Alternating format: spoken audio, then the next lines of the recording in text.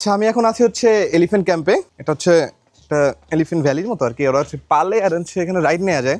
এখানে কয়েকটা এলিফ্যান্ট আছে। এখানে হচ্ছে 15 মিনিট আধা ঘন্টা যত ইচ্ছা এখানে রাইড নেওয়া যায়। সবচেয়ে মজার বিষয় হচ্ছে এরকম খাবার কিনা আর হাতে গিয়ে নিজের হাতে খাওয়াইতে পারবেন। কস্ট হচ্ছে মেবি অ্যারাউন্ড $1 মতো, $1 না আরও কম। মানে ওরা খুব অভ্যস্ত আর কি আমার খাবার খাইতে খাইতে। এত বড় আঁকা আমার নিজেই খাইতে মন চাইতেছে। ওকে ওকে, খা খা খা।